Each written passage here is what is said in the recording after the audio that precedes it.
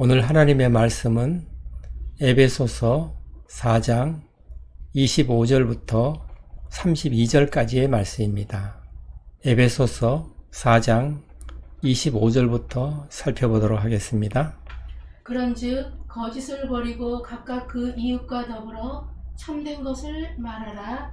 이는 우리가 서로 지체가 됨이라.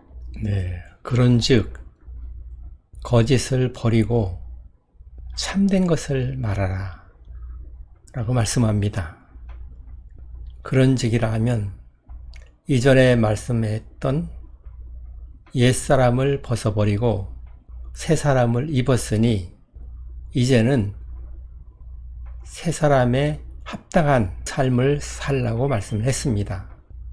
이제 새 사람이 되었으니 새 사람답게 살아야 한다고 말씀을 했습니다. 오늘 말씀은 거짓을 버리고 참말을 하라 라고 말씀합니다.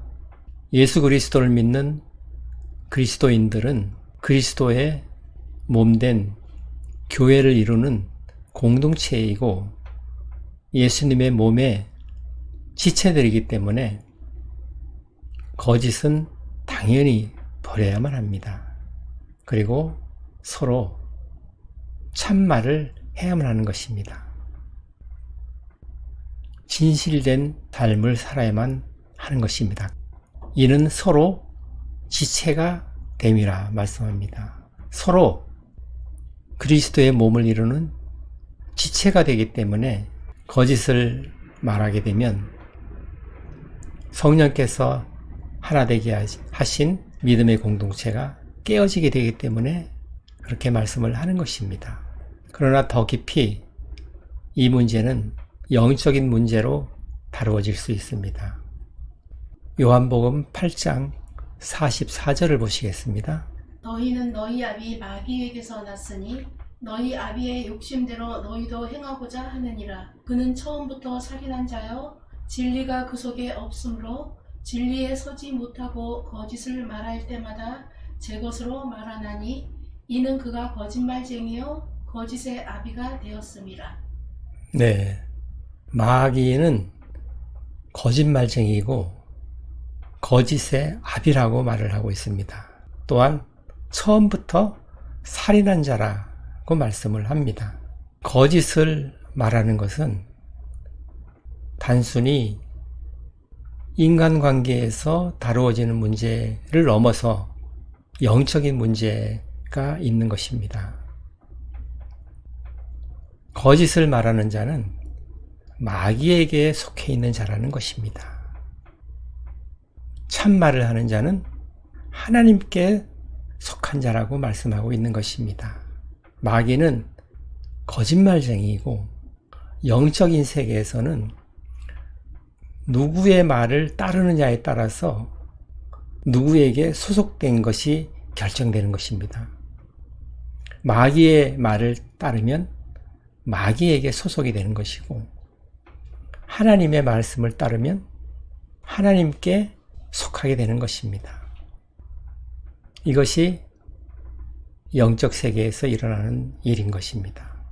거짓말하는 것, 참말을 하는 것, 단순하게 생각할 수가 있겠지만 영적으로는 깊은 의미가 있다는 것입니다. 내가 하나님께 속하게 되는 것인지 내가 마귀에게 속하게 되는 것인지에 따라서 거짓말과 참말의 차이가 구분이 될 수가 있다는 것입니다. 그렇기 때문에 거짓을 말하지 말라는 것입니다. 옛사람은 마귀에게 속해 있었습니다. 그리고 성령으로 인해서 다시 태어난 새 사람은, 거듭난 사람은 하나님께 속해 있는 사람인 것입니다. 따라서 마귀의 일을 계속 하고 있으면 안 되는 것입니다. 거짓을 계속 말한다면 그는 여전히 마귀를 따르는 사람이 되어버리는 것입니다. 마귀는 거짓말쟁이라고 말을 합니다. 마귀는 에덴 동산에서 하와에게 거짓말로 유혹을 한 것입니다. 하나님께서는 선악과를 먹으면 반드시 죽는다고 말씀을 했습니다. 그럼에도 사탄 마귀는 하와에게 절대로 죽지 않는다고 말을 합니다. 그리고 선악과를 먹으면 눈이 밝아져서 하나님처럼 된다고 속였던 것입니다. 그 속임수에 넘어가서 선악과를 먹게 된 것입니다. 그 다음 절을 보십니다. 분을 내어도 죄를 짓지 말며 해가 지도록 분을 품지 말고. 네, 분을 내어도 죄를 짓지 말라고 합니다. 분을 내면은 죄로 이어지게 되는 것입니다. 해가 지도록 분을 품지 말라고 합니다. 분을 품고 있으면 반드시 그 결과가 좋지 않은 쪽으로 흘러가게 되는 것입니다. 창세기를 살펴보도록 하겠습니다. 창세기 4장 5절부터 8절까지의 말씀을 보십니다. 가인과 그의 재물은 받지 아니하신지라. 가인이 몹시 분하여 안색이 변하니 여호와께서 가인에게 이르시되 내가 분하여 함은 어찌 됨이며 안색이 변함은 어찌 됨이냐. 내가 선을 행하면 어찌 낯을 들지 못하겠느냐. 선을 행하지 아니하면 죄가 문에 엎드려 있느니라. 죄가 너를 원하나 너는 죄를 다스릴지니라. 가인이 그의 아우 아벨에게 말하고 그들이 들에 있을 때에 가인이 그의 아우 아벨을 쳐 죽이니라. 네.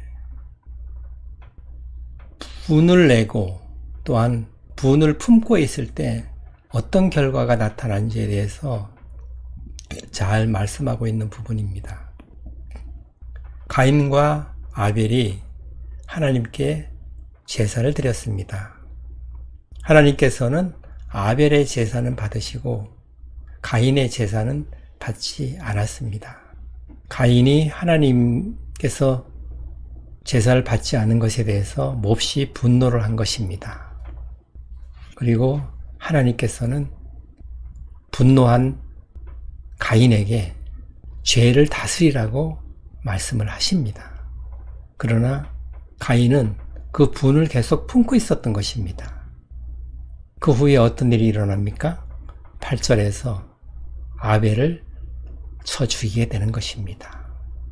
가인이 아벨을 죽일 때 그 배후에 마귀가 역사를 했던 것을 말씀하고 있는 것입니다. 분을 품고 있으면 마귀가 틈을 타게 돼서 가인의 마음에 들어오게 되는 것입니다. 가인의 마음이 마귀에게 지배를 당해서 결국 살인을 하게 되는 것입니다. 오늘 본문 27절을 보십니다. 마귀에게 틈을 주지 말라. 네. 마귀에게 틈을 주지 말라. 마귀에게 틈을 주지 말라는 것은 그 틈은 자리라는 뜻입니다. 마귀에게 틈을 주면 마귀가 들어와서 자리를 잡는다는 것입니다. 분을 내더라도 죄를 짓지 말라고 합니다. 해가 지도록 분을 품지 말라고 합니다. 분을 품고 있으면 마귀가 틈을 타서 그 마음에 들어오기 때문에 이런 말을 하는 것입니다. 분을 마음에 품고 있으면 마귀가 틈을 타서 그 마음에 들어와서 그 마음을 지배하게 되는 것입니다. 결국 마귀의 생각대로 마귀가 원하는 대로 행하게 되는 것입니다. 그 좋은 예가 창세기에 나와 있는 것입니다. 분을 낸 것이 동생 아벨을 죽이는 데까지 연결이 되는 것입니다. 그래서 분을 내어도 죄를 짓지 말라고 하는 것이고 분을 계속 품고 있지 말라는 것입니다. 이런 문제는 영적인 문제라는 것입니다. 사탄 마귀와의 싸움과 연결되어 있는 것입니다. 단지 인간관계를 말하는 것이 아닙니다. 내가 어느 쪽에 소속이 되어서 누구의 말을 듣고 누구의 말대로, 누구의 명령대로 내가 실행에 옮기는가 하는 영적인 문제인 것입니다. 분을 품고 있으면 하나님의 말씀이 들리지가 않게 되는 것입니다. 이미 사탄이 마음을 지배하고 있기 때문에 하나님께서 말씀을 하셔도 가인이 듣지를 못하는 것입니다. 가인의 마음은 이미 사탄에게 지배를 당해버렸기 때문에 사탄이 시키는 대로 하게 되는 것입니다. 하나님께서 말씀을 하셔도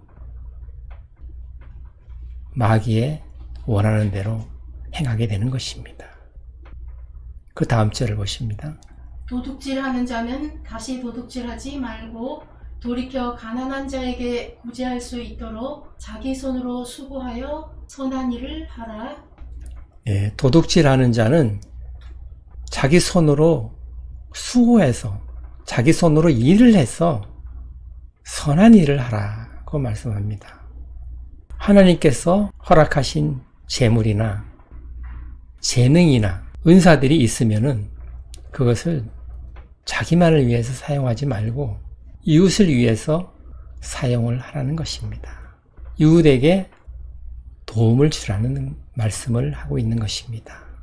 사도 바울은 지금 에베소에 있는 교회 공동체에 편지를 하고 있는 것입니다. 따라서 이 모든 말씀들은 교회 공동체를 세워나가는데 도움을 주어야 된다고 말씀을 하고 있는 것입니다. 그 다음 절을 보십니다.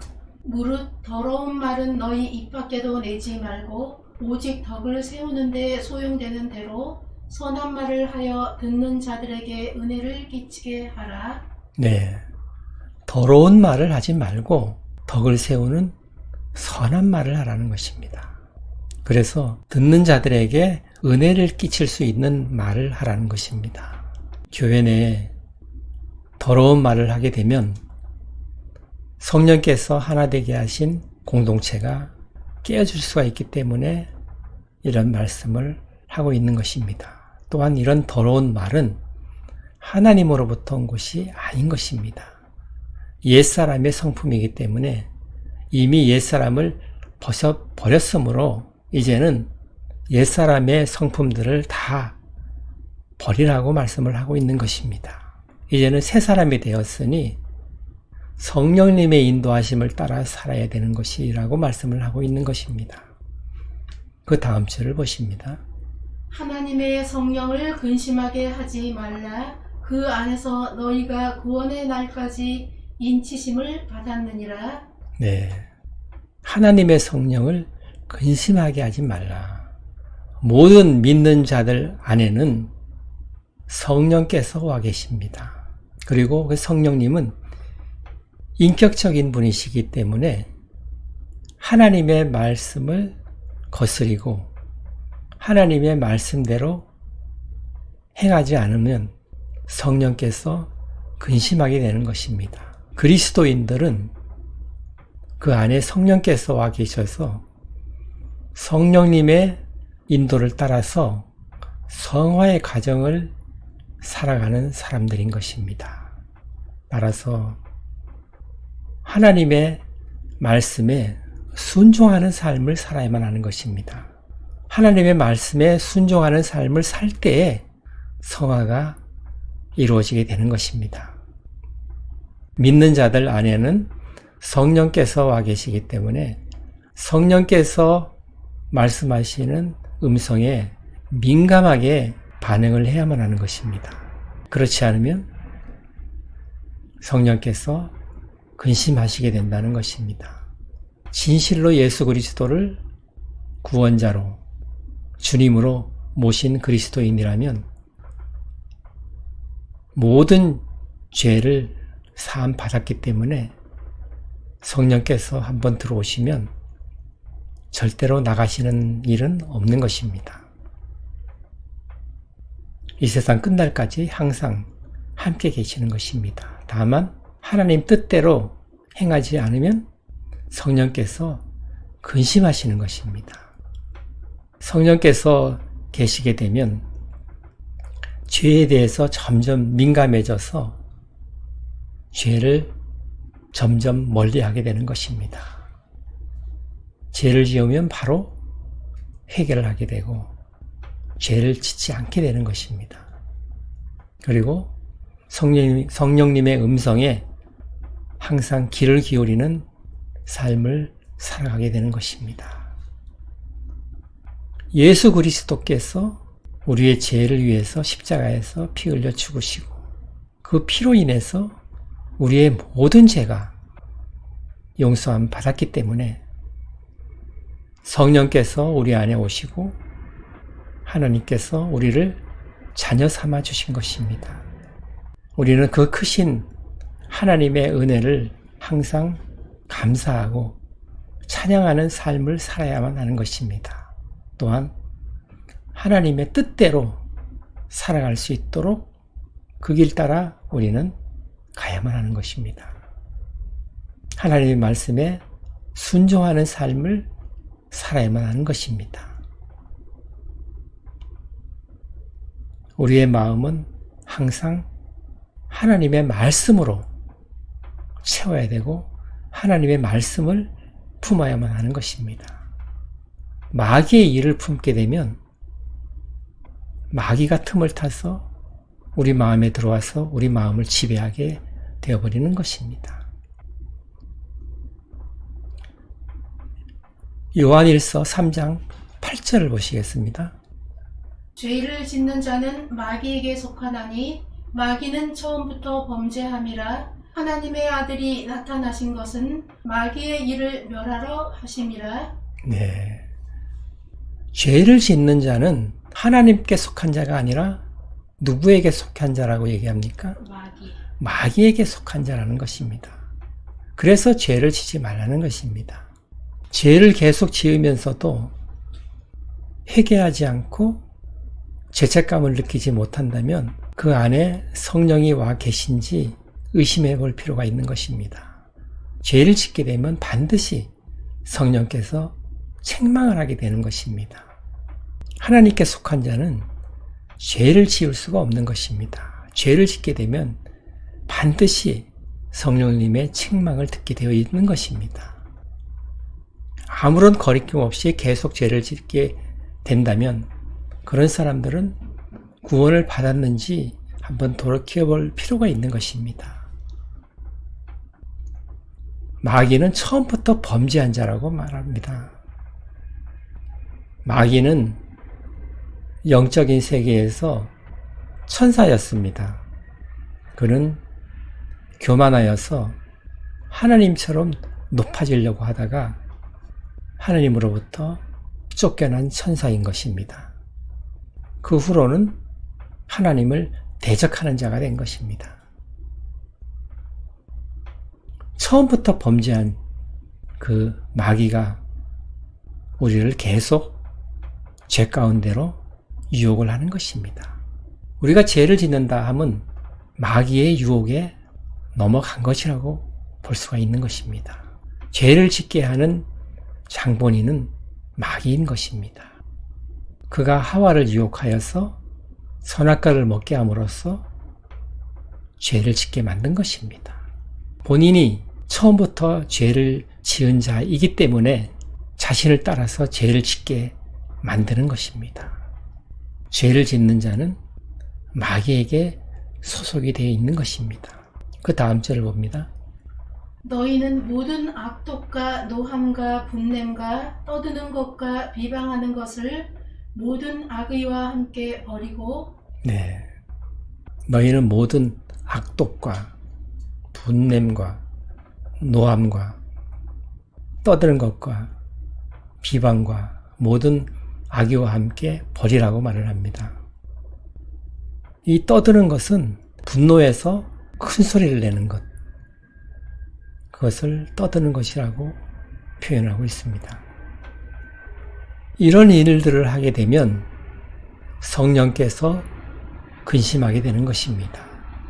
이런 일들을 마음에 품으면 마귀에게 틈을 주어서 마귀가 들어와서 그 마음을 지배하게 되는 것입니다. 그러면 마귀의 명령대로 움직일 수밖에 없게 되는 것입니다. 마귀에게 마음을 빼앗기면 비참한 결과로 이어지게 되는 것입니다. 이런 것들을 마음에 품지 말라는 것입니다. 그 다음 절을 보십니다. 서로 친절하게 하며 불쌍히 여기며 서로 용서하기를 하나님이 그리스도 안에서 너희를 용서하심과 같이 하라. 네. 서로 친절하고 불쌍히 여기고 하나님께서 그리스도 안에서 너희를 용서하심 같이 서로 용서하라 말씀합니다. 여기서 핵심은 용서하라는 것입니다. 하나님께서 그리스도 안에서 너희를 용서하심 같이 너희도 용서하라는 것입니다. 너희가 용서하지 않으면 하나님도 너희를 용서하지 않으신다고 말씀을 하는 것입니다. 그 내용이 마태복음에 나와 있습니다. 마태복음 18장 23절에서 35절까지를 보시면 그 내용은 용서할 줄 모르는 종에 대한 이야기입니다. 임금과 종이 결산을 할 때 종이 임금에게 1만 달란트의 빚을 졌습니다. 이 종을 불쌍히 여겨서 1만 달란트의 빚을 탕감해 주었습니다.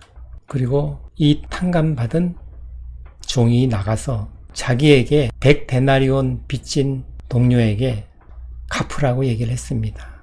그가 갚아주겠다고 얘기를 하는데도 그를 감옥에 가두게 됩니다. 임금이 이 얘기를 듣고 그 종을 불러서 책망을 합니다. 내가 1만 달란트를 탕감해 줬는데 너는 100데나리온을 탕감해 주지 못하느냐, 그렇게 말씀을 하시고 이자를 다 갚을 때까지 옥에 가두라고 명령을 합니다. 이 내용은 하나님께서 예수 그리스도를 통해서 예수 그리스도의 피값으로 우리의 모든 죄를 용서해 주셨는데 우리가 서로 우리에게 죄 지은 자를 용서하지 못한다면 하나님께서도 용서해 주지 않겠다는 것을 말씀하는 겁니다. 그 당시에 1만 달란트라 하면 사람이 일평생 동안 일을 해서 벌어도 1만 달란트를 벌 수 없는 엄청나게 큰 돈이었습니다. 그리고 그 종에게 빚진 동료는 100데나리온을 빚졌다고 했습니다. 100데나리온은 100일 동안 일을 하면 벌 수 있는 돈이었던 것입니다. 일평생 일을 했어도 모을 수 없는 빚을 탕감을 받았음에도 불구하고 그 동료에게 100데나리온의 빚을 탕감해 주지 못한 종에 대해서 임금이 옥에 가두는 그런 내용인 것입니다. 주기도문에도 보게 되면 우리가 우리에게 죄 지은 자를 사하여 준 것 같이 우리의 죄를 사하여 주옵시고 라는 기도가 있습니다. 우리가 먼저 우리에게 죄 지은 자를 용서해 주고 하나님께 우리의 죄를 사해달라고 기도하는 내용입니다. 어느 쪽이든 우리가 우리에게 죄 지은 자를 용서하지 못하면 하나님께서도 용서해 주지 않으시겠다는 내용인 것입니다. 이 용서에 대한 말씀은 단순히 인간관계에서 서로 화해를 하고자 하는 그런 차원을 넘어서 우리의 구원과 관계된 말씀인 것입니다. 매우 중요한 말씀입니다. 오늘 말씀들은 윤리 도덕적인 말씀으로만 듣고 흘려보낼 수도 있습니다. 그러나 이 말씀은 깊이 살펴볼 필요가 있는 내용들입니다. 또한 이 말씀들은 행함으로 나타나는 말씀들입니다. 거짓말하지 말아라는 것, 도둑질하지 말라는 것, 분을 품지 말라는 것, 모든 악독, 악의, 비방, 떠드는 것, 노함, 분냄 그런 것들을 품지 말라는 그런 구체적인 실천사항들을 말씀하고 있는 것입니다. 이 말씀들은 또한 믿음과 연관이 되어 있습니다. 야고보서 2장 22절을 보십니다. 내가 보거니와 믿음이 그의 행함과 함께 일하고 행함으로 믿음이 온전하게 되었느니라. 네, 믿음과 행함은 분리되는 것이 아니라는 것입니다. 믿음 따로 행함 따로가 아니라는 것입니다. 물론 믿음으로 구원을 받는 것입니다. 그러면 믿는 자에게는 반드시 믿음에 따른 행함이 나타나게 되어 있다는 것입니다. 오늘 말씀들은 다 행함에 관한 말씀입니다. 이 말씀들을 지키면은 구원을 받는다 하는 말씀이 아닙니다. 믿음이 있는 자는 이런 행함이 나타날 수밖에 없다는 것을 말씀하는 것입니다. 오늘 25절에서 32절을 통하여서 하나님의 말씀은 행함으로 나타나야만 한다는 것을 잘 살피는 시간이 되었으면 좋겠습니다. 또한 믿음은 행함과 절대로 분리되는 것이 아니라는 것, 믿음은 행함으로 완성이 되는 것이라는 것을 깨닫는 저와 여러분들 되시기를 축원합니다. 오늘 말씀을 생각하시면서 기도하는 시간 갖겠습니다.